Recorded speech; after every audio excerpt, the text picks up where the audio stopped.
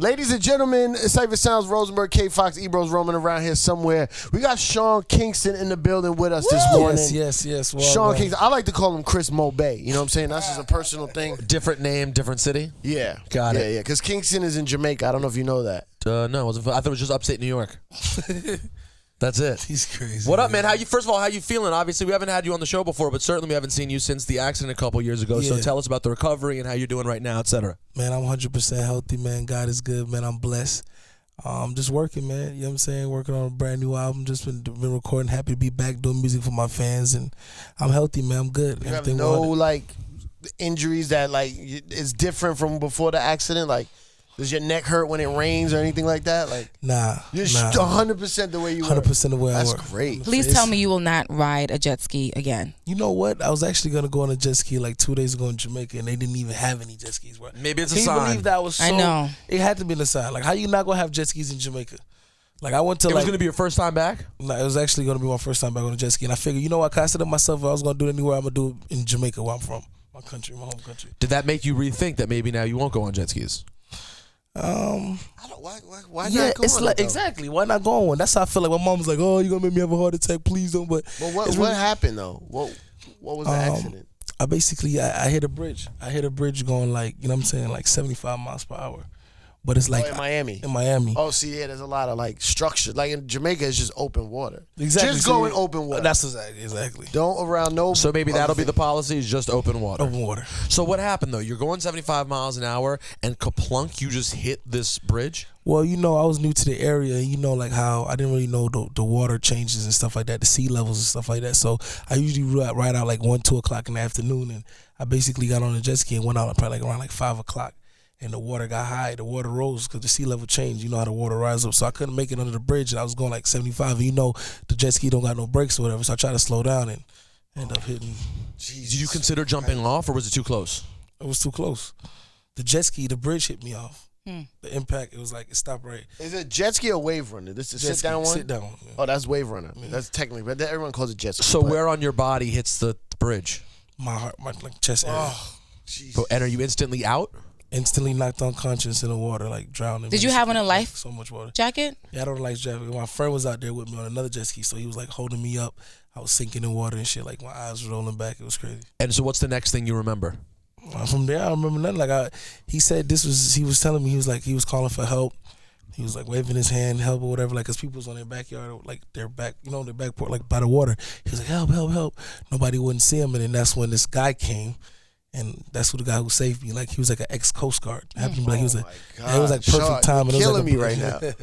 And wait, so what, you remember waking up in the hospital days later or? No, I remember waking up in the hospital. It was probably a day later. I remember.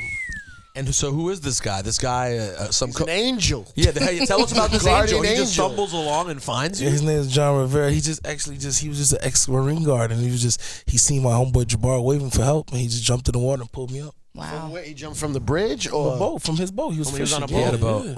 Oh my Did God. Did you stay in contact with him at all? Yeah, I just spoke to him the other day. That's my guy. Really? Yeah. Any tickets he wants, he's good, right? Anything he wants. What have you given him so far? Have you hooked him up with anything? Yeah, tickets and stuff like that, autographs. You know what I'm saying? We did FaceTime with his daughter. You know how stuff.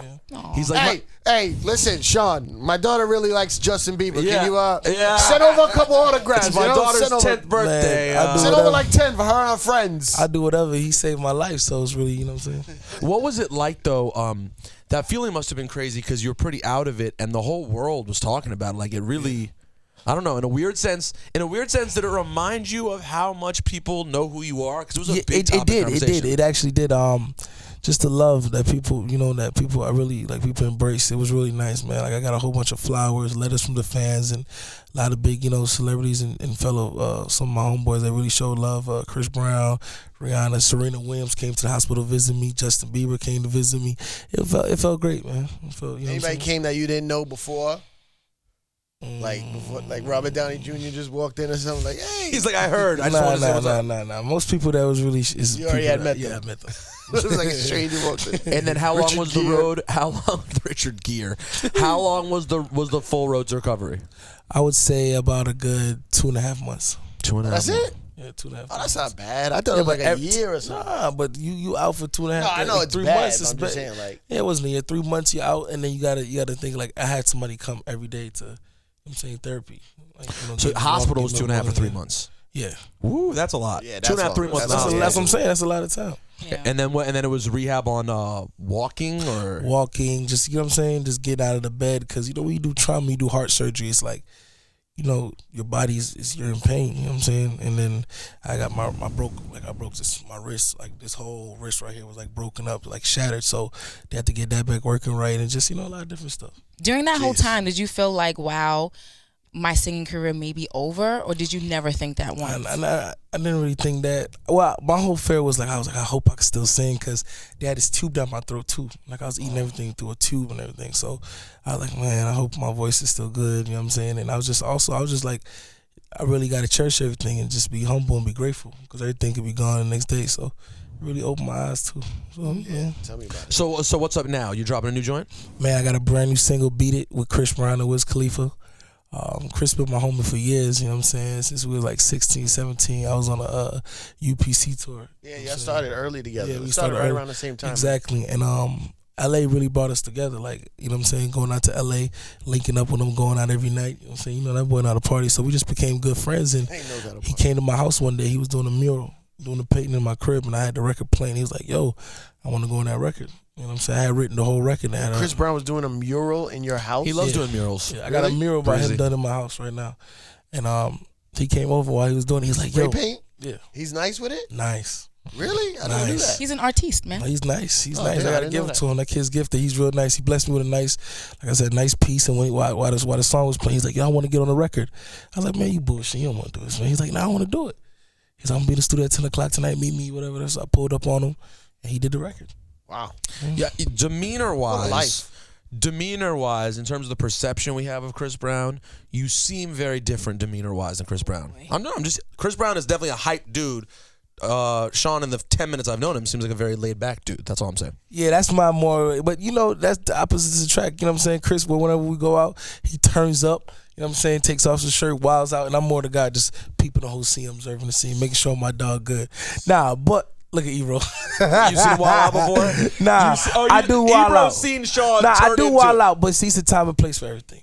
Exactly, it's a time and place for everything. You know what I'm saying? Speaking of wilding out, man, what's up with? I don't know if you know this, Rosenberg. His uncle is actually Buju Banton. Uncle, right? Yeah, it's not blood uncle, but it's like my uncle. Like, We black I grew people up with uncle. him. Yeah, black people. That's uncle. fine. All right, good enough. What's up with Buju? Have you spoken to him? Man, or- Buju's good, man. I speak to Buju like probably every 2 times every other month.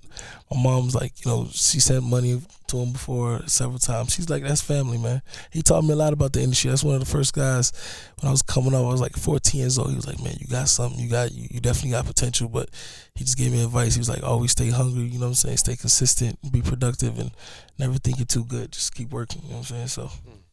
Now, there was a reality show that you were on with Master P's family as well. Was it Family Fame? Family? It's called Fame in the Family on E! Yeah. All right. I caught it one day, and I was like, okay, he's a mama's boy. You Oh, are snap. staying with your mom. She has to cook for you, clean for you. Did you finally move out of the crib and let her have her space? I always had my own spot. But it's nothing really wrong. My mom did 5 years in prison. So she went away when I was she went away.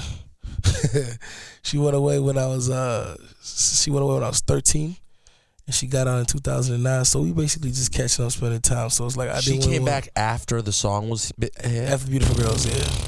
Yeah, That's a good thing to come home to. of course, ain't it? Wait, hold on. What did your mom do? Huh? What'd she get knocked She's for? just like just fraud, federal stuff. Yes, you always ask Federal those stuff. questions. Nah, Jay. it's Pop cool. nobody in the head. Interview, Kid Yeah, Fox. You don't think it's people cool. want to know Because why Sean... when he said "huh," that means he don't want to answer the Yeah, question. well, I ain't tripping. Listen, they give me an edge, man. Hey, Listen, she was Sean getting Kingston some ain't money. She might have signed I'm a not couple mad. checks. is what David it is. Schwartzberg or something. I mean, just whatever, man. Whatever it happens. It's a hustle, man. I just think it's an interesting part of his story I didn't realize.